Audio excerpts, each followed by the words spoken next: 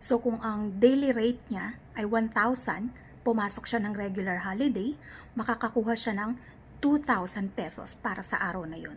Ngayon, what if nag-overtime ka at regular holiday? May dagdag na 30% sa iyong sahod. So yung hourly rate mo ay may karagdagang 30%.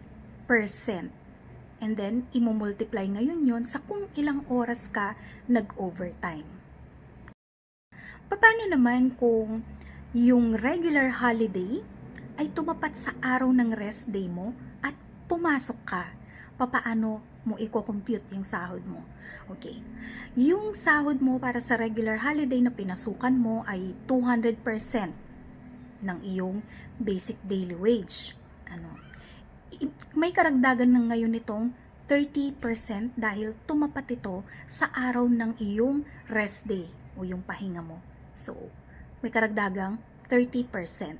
So, halimbawa, 1,000 pesos yung daily rate mo, imumultiply natin ng 200%, so magiging 2,000 pesos dahil regular holiday, plus dahil rest day mo, 30% ng iyong daily rate. So kung ang sahod mo, ang daily rate mo ay 1,000 pesos dahil regular holiday, pumasok ka, ang sahod mo sa araw na yun ay 2,000 pesos at dahil tumapat sa araw ng pahinga mo yung regular holiday at pumasok ka, magkakaroon ka ng 2,600 pesos para sa araw na yon. Kasi 200% multiplied by 130% para doon sa iyong rest day. Ngayon, paano kung yung regular holiday, pumasok ka, tumapat sa rest day mo at nag-overtime ka pa? Paano magiging computation? So, yung basic daily rate mo, imumultiply mo ng 200%. So, kung 1,000 yung daily rate mo, magiging 2,000. I-multiply mo ng 130% para dun sa rest day mo.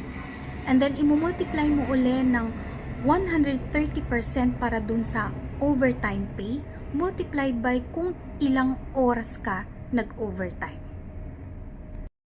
Ngayon, ang pagkakaiba ng regular holiday sa special non-working holiday, no work, no pay po sa special non-working holiday.